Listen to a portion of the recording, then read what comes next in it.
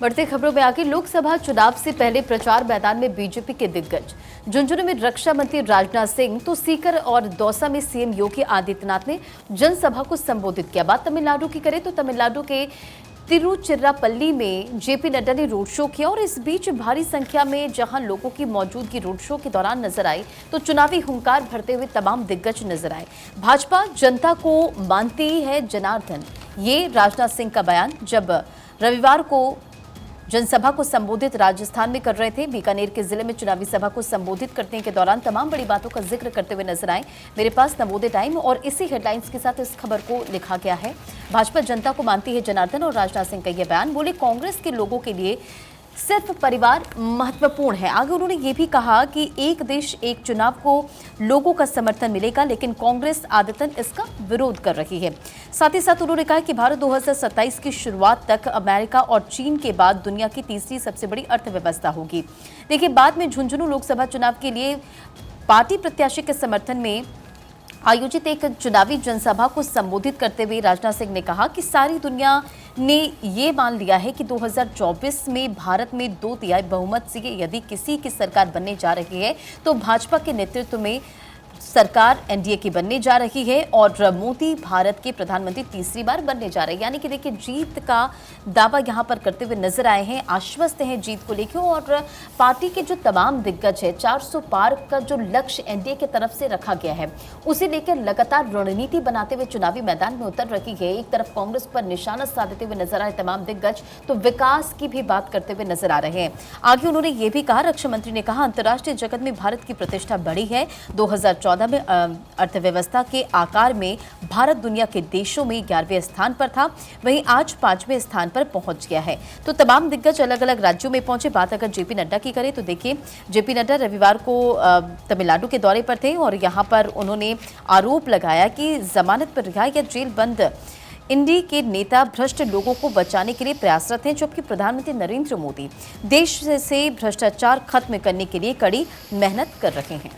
तो BJP action और election mode में नजर आ रही है। लगातार ताबड़तोड़ रैलियां की जा रही हैं और इस बीच कांग्रेस पर बीजेपी का जोरदार हमला भी हर जनसभा में देखने को मिल रहा है। बीजेपी के द्वारा कहा गया कि कश्मीर पर खरगे की टिप्पणी शर्मनाक है और यहां पर कांग्रेस अखंडता एकता से खिलवाड़ कर रही है। ये बड़ी बात बीजेपी के द्वारा लगातार कही जा रही है। देखिए, भ्रष्टाचार का आरोप हुआ, परिवारवाद का आरोप हुआ या फिर ऐसे तमाम आरोप हुए, बीजेपी लगातार कांग्रेस के ऊपर, इंडी गठबंधन के ऊपर लगाती आई है। और इसी बीच एक बार फिर से यहां पर प्रहार किया गया और यह बड़ा आरोप लगाया गया कि कांग्रेस अखंडता एकता से खिलवाड़ कर रही है और इंडी गठबंधन को निशाने पर लिया गया और साथ साथ कहा गया कि कश्मीर पर खरगे की टिप्पणी शर्मनाक है। और क्या कुछ कहा गया, आप सुनिए जरा।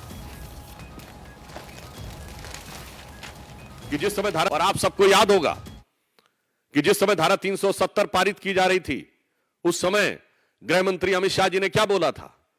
उन्होंने, क्योंकि हमारा पूरा नारा था कि जहां हुए बलिदान मुखर्जी वो कश्मीर हमारा है और जो कश्मीर हमारा है वो सारा का सारा है। तो अमित शाह जी ने क्या बोला था कि क्या उस वाले को भूल जाएंगे पीओके के? अरे जान लड़ा देंगे उसके लिए। ये है हमारी सोच। और उनकी सोच जानते क्या है? उनकी सोच ये है कि सिर्फ 370 अलग ही नहीं है, तो नंबर भी भूल जाते हैं। मुंह से 371 निकल जाता है। मुझे लगता है शायद अब उन्हें 370 से डर लगने लगा होगा। दरअसल कांग्रेस के अध्यक्ष मल्लिकार्जुन खड़गे ने कहा था कि 370 से राजस्थान का क्या लेना देना, और इसी को लेकर के बीजेपी के तमाम जो बड़े नेता हैं वो कांग्रेस पार्टी पर हमलावर हैं। आगे बढ़ेंगे, चुनावी रण, बीजेपी का शक्ति प्रदर्शन। तमिलनाडु में बीजेपी अध्यक्ष जेपी नड्डा का ताबड़तोड़ प्रचार, पहले जनसभा फिर तिरुचिरापल्ली में विशाल रोड शो उन्होंने की, उमड़ी हजारों की भीड़।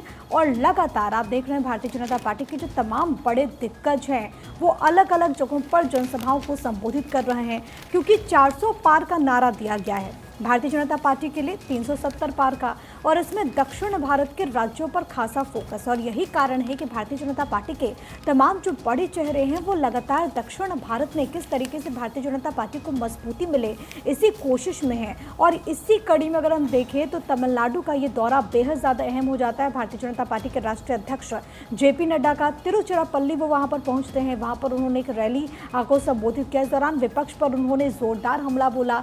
इसके अलावा वहाँ वहां पर रोड शो के दरमियान भी लोगों की भारी तादाद में भीड़ नजर आई। ये तस्वीरें भी आपकी टीवी स्क्रीन पर आप देख सकते हैं कि लोगों का जो अथाह समूह है वो यहाँ पर पहुंचा था। और अगर ये वोट बैंक में तब्दील हो जाता है तो जाहिर है कि बहुत रोचक ये पूरी जो जंग होगी दक्षिण भारत की वो भी नजर आएगी। महिमा बिल्कुल, और आगे बढ़ते हैं। बीजेपी राष्ट्रीय अध्यक्ष जेपी नड्डा के तमिलनाडु दौरे का जिक्र कर लेते हैं। जो राजनीतिक गलियारों में इस वक्त चर्चाएं इसको लेकर काफ़ी ज़्यादा तेज़ है। सबसे बड़ी बात कि अमर उजाला में भी इस खबर को लेकर फिलहाल जानकारी दी गई है। आपको बता दें कि चिदम्बरम में पार्टी नेता और कार्यकर्ताओं ने उनका जोरदार स्वागत किया। लोकसभा उम्मीदवार के समर्थन में वोट की अपील करते हुए फिलहाल वो नजर आए थे। आप भीड़ देख सकते हैं, ये कल की तस्वीरें जब तमिलनाडु वो पहुंचे। बड़ी संख्या में बीजेपी राष्ट्रीय अध्यक्ष जेपी नड्डा को सुनने के लिए लोग पहुंचे और तमिलनाडु पर भी इस बार खास फोकस भारतीय जनता पार्टी फिलहाल कर रही है। बढ़ते खबरों में आगे बात अब झुंझुनू की करेंगे। झुंझुनू में रक्षा मंत्री राजनाथ सिंह ने जनसभा को संबोधित किया और इस दौरान तमाम बड़ी बातों का जिक्र किया। उन्होंने देखिए वन नेशन वन इलेक्शन को लेकर एक बड़ा स्टेटमेंट दिया और कहा देश वन नेशन वन इलेक्शन को तैयार है। तो देखिए तमाम ऐसी बातें कहते हुए वो नजर आए। बीजेपी लगातार चुनाव प्रचार कर रही है और बड़ी बात यह कि सभी स्टार प्रचारक फिलहाल कमान संभालते हुए नजर आ रहे हैं। जो लिस्ट बीजेपी ने जारी की थी फिलहाल उसी के अनुसार सभी स्टार प्रचारक मैदान में उतर चुके। खुद प्रधानमंत्री नरेंद्र मोदी यहां पर मोर्चा संभालते हुए नजर आ रहे हैं और तमाम जो कोशिशें हैं वो बीजेपी के द्वारा यहाँ पर करी जा रही है। और बड़ी बात यह कि अगर दैनिक भास्कर की अगर मैं बात करूं तो यहाँ पर एक डेटा दिया गया है। इसके अकॉर्डिंग बताया गया कि 7 दिन में 7 राज्य कवर कर चुके प्रधानमंत्री ने एक हफ्ते के अंदर 7 दिन में यानी कि यहाँ पर 7 राज्य कवर किए हैं जिसमें 10 रैलियां की जा चुकी हैं। इनमें से 25 से ज्यादा सीट कवर की जा चुकी हैं। हिंदी बेल्ट के राज्य यूपी, बिहार, राजस्थान पर खासा फोकस है। यहां पर 2019 में 90% सीटें बीजेपी ने जीती थी। पश्चिम बंगाल में भी विस्तार की रणनीति बीजेपी अपनाती हुई नजर आ रही है। कुल मिलाकर बीजेपी को बखूबी पता है कि 400 पार का नारा दिया है तो कौन सी वो हारी हुई सीटें हैं जिनके ऊपर फोकस करना है और कौन सी वो जीती हुई सीटें हैं जिनके ऊपर फोकस लगातार कायम रखना है। इस बीच मुख्यमंत्री योगी आदित्यनाथ का राजस्थान का दौरा रहा। आपको जानकारी के लिए बता दें कि दौसा और सीकर में योगी आदित्यनाथ मौजूद रहे। जनसभा उनके द्वारा की गई। विपक्ष पर निशाना उन्होंने साधा और उन्होंने कहा निशाना साधते हुए कि कश्मीर में 370 धारा समाप्त हुई है। आतंकियों के घर में घुसकर उनको मारा जा रहा है और आतंकियों का सफाया हुआ है। और देखिए ऐसी तमाम बातें लगातार बीजेपी करती हुई आई है कि स्टोन पेल्टिंग क्योंकि कश्मीर में कम हुई है, 370 धारा हटी है, लोगों को वहां प्रॉपर्टी राइट मिले और भी कई सारे राइट्स यहां पर प्रिय मिले और उसी की उपलब्धियां जो है जिक्र करते हुए बीजेपी लगातार नजर आ रही है। मुख्यमंत्री योगी आदित्यनाथ जो कि लगातार अलग अलग जगहों पर वहां पर जाकर प्रचार प्रसार कर रहे हैं। फिलहाल आगे बढ़ेंगे। प्रतिभा सिंह ने भी सोनिया गांधी से मुलाकात की। विक्रमादित्य सिंह भी इस दौरान मौजूद रहे और क्योंकि इसको लेकर के हलचलें बहुत तेज है। महिमा, आप कुछ कहना चाहेंगे? जी बिल्कुल, सोशल मीडिया पर विक्रमादित्य सिंह की तरफ से फेसबुक पर एक पोस्ट किया गया है और सोनिया गांधी से उनकी मुलाकात, इन सभी के चेहरों पर एक मुस्कान है क्योंकि इससे पहले मंडी लोकसभा से कई बार जीत दर्ज कर चुकी हैं प्रतिभा सिंह, लेकिन इस बार उन्होंने कहा था कि वो अब चुनाव नहीं लड़ेंगी क्योंकि प्रदेश की कमान उनको संभालनी है। लोकसभा चुनाव सिर्फ एक ही क्षेत्र के नहीं, उनको 4 लोकसभा सीट्स के में देखना है कि कैसे कांग्रेस पार्टी आगे बढ़े। लेकिन अब खबरें सामने आ रही थी कि हो सकता है विक्रमादित्य सिंह यानी कि जो उनके बेटे हैं वो चुनाव वहां से लड़े। और अब फिलहाल ये तस्वीरें हम लगातार आपको दिखा रहे हैं जहाँ पर सोनिया गांधी ने मुलाकात की है प्रतिभा सिंह और विक्रमादित्य सिंह से। आगे बढ़ते जम्मू कश्मीर से जुड़ी हुई खबर आपको बताते हैं। पीडीपी के 3 उम्मीदवारों का ऐलान हुआ। महबूबा मुफ्ती अनंतनाग राजौरी से चुनाव लड़ेंगी, बारामूला सीट से फयाज मीर चुनाव लड़ेंगे, वहीद पारा श्रीनगर सीट से चुनाव लड़ते हुए नजर आएंगे।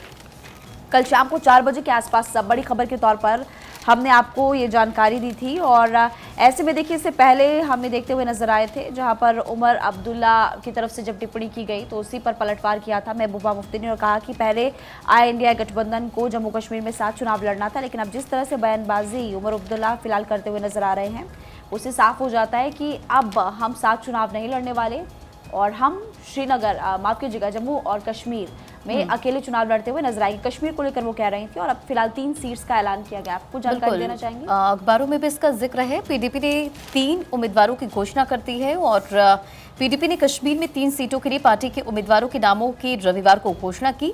पीडीपी अध्यक्ष महबूबा मुफ्ती डीपीएपी के अध्यक्ष गुलाम नबी आजाद के खिलाफ अनंतनाग राजौरी से लोकसभा सीट से चुनाव लड़ेंगी और जम्मू कश्मीर की अनंतनाग राजौरी सीट से मुफ्ती और आजाद के चुनावी मुकाबले में उतरने से इस नवगठित निर्वाचन क्षेत्र की लड़ाई रोचक हो गई है। नेशनल कॉन्फ्रेंस ने प्रभावशाली गुर्जर नेता मियां अफ्ताल अहमद को अनंतनाग राजौरी मैदान से उतारा है। और इस बीच आगे बढ़ते हुए अगली खबर, चंद्रबाबू नायडू पर टिप्पणी को लेकर आंध्र प्रदेश के मुख्यमंत्री जगन मोहन रेड्डी को नोटिस जारी कर दिया गया। दरअसल जगन मोहन रेड्डी को इलेक्शन कमीशन ने नोटिस जारी किया है। चंद्रबाबू नायडू पर उनके द्वारा टिप्पणी की गई थी और उसी टिप्पणी के ऊपर यहां पर नोटिस अब जारी कर दिया गया है। चुनाव आयोग यानी कि इलेक्शन कमीशन ने 48 घंटे के अंदर अब इस पूरे मामले के ऊपर जवाब मांगा है। तो चंद्रबाबू नायडू के ऊपर टिप्पणी को लेकर आंध्र प्रदेश के सीएम जगन मोहन रेड्डी को अब 48 घंटे का समय दिया गया है, जिसके अंदर उनको अपना जवाब देना होगा कि आखिरकार ये टिप्पणी क्यों की गई। बढ़ेंगे आगे। गोरखपुर से समाजवादी पार्टी कैंडिडेट काजल निषाद को हार्ट अटैक की जानकारी है। गंभीर हालत में लखनऊ के मेदांता उनको रेफर किया गया है। चुनाव प्रचार करते वक्त वो बेहोश हो गई थी और जैसे ही घटना सामने आई वहां पर जो समर्थक हैं उनका भी हुजूम उमड़ पड़ा। समाजवादी पार्टी से कैंडिडेट काजल निषाद को बनाया गया है, जिनको हार्ट अटैक यहां पर आया है और इसके बाद उनकी कंडीशन जो है वो क्रिटिकल बनी हुई है, जिसके बाद उनको मेदांता रेफर कर दिया गया है। दुआओं का दौर लगातार जारी है और कहा यह जा रहा है कि चुनाव प्रचार करने गई थी और इसी दौरान ये घटना घटी। जो लोग वहाँ पर मौजूद थे उन्होंने आनंद फानन में उनको अस्पताल में एडमिट किया और इसके बाद उनको लखनऊ के मेदांता रेफर कर दिया गया है। महिमा आगे बढ़ते हैं। जब स्टेशन पर कर दी गई थी रेल मंत्री की हत्या, 48 साल बाद फिर सुनवाई करेगा दिल्ली हाई कोर्ट। इस पूरे मामले को लेकर बिहार का यह मामला, बिहार के समस्तीपुर में हत्या हुई थी। ललित नारायण मिश्र की ग्रेनेड विस्फोट में जान चली गई थी। 2 जनवरी 1975 की घटना बताई जा रही। पूर्व रेल मंत्री के पोते ने याचिका दाखिल की है और अब खबर यह है कि इस पूरे मामले को लेकर सुनवाई होगी। प्रिया, बिल्कुल, और तमाम अखबारों में ये खबर छाई हुई है क्योंकि एक लंबा अरसा बीत गया है बिहार के समस्तीपुर में। दरअसल उस दौरान वहाँ पे तत्कालीन रेल मंत्री जो मौजूद थे तो उनकी हत्या कर दी गई। ग्रेनेड हमला किया गया था और उसके बाद उनके पोते ने इसको लेकर के दरअसल पूरा जो मामला सामने आया था, इसके बाद उन्होंने याचिका दायर की और अब इस पर सुनवाई होने वाली है। ये अपने आप में मामला बहुत गंभीर हो जाता है, बहुत बड़ा ये पूरा मामला है। 48 साल बीत चुके हैं लेकिन अभी भी इंसाफ का इंतज़ार और इस पूरे मामले में अब सुनवाई होने वाली है। कोर्ट की तरफ से आगे कार्यवाही कैसे बढ़ती है वो देखना होगा, लेकिन इस पूरे मामले को लेकर के जो याचिका है वो पूर्व रेल मंत्री के पोते ने दाखिल की है। खबरों में आगे बढ़े रंजना। बढ़ते खबरों में आगे बात बंगाल की करते हैं। एनआईए की टीम पर हमले का मामला और भूपति नगर में हमले पर एनआईए की प्रतिक्रिया सामने आई है। एनआईए ने आरोपों का खंडन किया है। गैर कानूनी आरोपों का एनआईए ने खंडन किया है। कार्रवाई कानूनी तौर पर जरूरी थी। एनआईए की तरफ से यह स्टेटमेंट, कानून के मुताबिक गिरफ्तारियां की गई और एनआईए की टीम पर भीड़ ने हमला किया। तो बड़ी खबर आपको बता रहे हैं, एनआईए की टीम पर जिस तरह से हमला हुआ, अब इस पूरे मामले में एनआईए की टीम की तरफ से स्टेटमेंट सामने आया है। एनआईए ने आरोपों का खंडन किया है। साथ ही आपको बताते चले कि गैर कानूनी आरोपों का एनआईए ने खंडन किया है और ये भी कहा गया कि कार्रवाई कानूनी तौर पर जरूरी थी। एनआईए की तरफ से ये स्टेटमेंट, कानून के मुताबिक गिरफ्तारियां की गई है। आगे बढ़ते हुए अगली खबर बंगाल से। बंगाल में एनआईए की टीम पर एफआईआर, एनआईए सीआरपीएफ अधिकारियों पर एफआईआर की गई है। महिला ने मारपीट का आरोप लगाया है। अब नेशनल इन्वेस्टिगेशन एजेंसी की टीम पर हुआ था यह हमला और मदनीपुर में हुआ था हमला। पूर्व मेदिनीपुर की घटना थी। दरअसल वहां पर एनआईए की टीम इन्वेस्टिगेट करने के लिए पहुंची थी। अवैध विस्फोट का पूरा मामला था और काफ़ी वक्त पुराना ये मामला था और इसमें एक टीएमसी नेता के इन्वॉल्वमेंट की बात भी सामने आई थी। लेकिन इस पूरे मामले में जब एनआईए की टीम वहां पर पहुंचती है तो उस पर हमला होता है। एक तरफ एनआईए की टीम ने कहा है कि ये जो पूरा एक्शन था वो कानूनी तौर पर बहुत ज़रूरी था। दूसरी तरफ बंगाल में एनआईए की टीम पर एफआईआर दर्ज हो गई है। महिला ने मारपीट का आरोप लगाया। लेकिन सबसे बड़ी बात है कि इस पूरे मसले पर सियासत बेहद तेज़ है। आगे आने वाले वक्त में किस तरीके की तस्वीर सामने आएगी वो देखना होगा। लेकिन फिलहाल खबरों में आगे बढ़ते हैं। अब बात देश की राजधानी दिल्ली की। आम आदमी पार्टी का देश भर में सामूहिक उपवास देखने को मिला। देश भर में आम आदमी पार्टी का सत्याग्रह देखने को मिला। केजरीवाल की गिरफ्तारी के खिलाफ आम आदमी पार्टी ने देशव्यापी अनशन किया।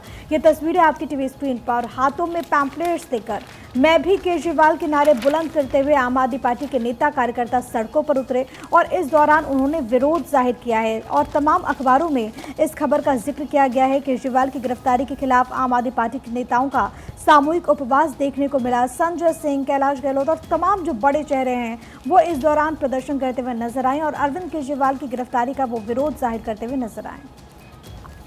आम आदमी पार्टी बीजेपी में सियासी तकरार और इसी बीच लगातार हम आपको बता रहे हैं अरविंद केजरीवाल की गिरफ्तारी के खिलाफ आम आदमी पार्टी का सामूहिक उपवास और दूसरी तरफ शराब से शीश महल कैंपेन चलाकर बीजेपी ने यहां पर जमकर आम आदमी पार्टी पर निशाना साधा। आगे बढ़ते हुए अब आपको बता देते हैं कि आज कोर्ट में कौन कौन से केसेस के ऊपर सुनवाई होगी या फैसला आएगा। सबसे पहले दिल्ली शराब घोटाले से जुड़े मनी लॉन्ड्रिंग के मामले में बीआरएस नेता के कविता की अंतरिम जमानत पर आज फैसला आएगा। राउज एवेन्यू कोर्ट अपना फैसला आज सुनाने वाला है। इसी के साथ में दिल्ली जल बोर्ड टेंडर घोटाले से जुड़े मनी लॉन्ड्रिंग के मामले में आरोपी तेजेंद्र पाल सिंह की नियमित जमानत पर राउज एवेन्यू कोर्ट में आज सुनवाई होने वाली है। साथ साथ सीए कानून के अमल पर रोक की अर्जियों पर 9 अप्रैल को सुनवाई की जाएगी। सुप्रीम कोर्ट 9 अप्रैल को अर्जियों पर सुनवाई करेगा। केंद्र सरकार मामले में दाखिल करेगी अपना जवाब और वरिष्ठ वकील गौरव भाटिया के मानहानि के मामले में दिल्ली हाई कोर्ट अपनी सुनवाई करने जा रहा है। पिछली सुनवाई में हाई कोर्ट ने यूट्यूब चैनलों को भेजा था नोटिस। साथ साथ शान पावर प्रोजेक्ट को लेकर पंजाब और हरियाणा के बीच में विवाद का पूरा मामला, जिसमें पंजाब सरकार की याचिका पर सुप्रीम कोर्ट में आज सुनवाई होने जा रही है। तमाम वो केसेस जिनके ऊपर आज सुनवाई होगी।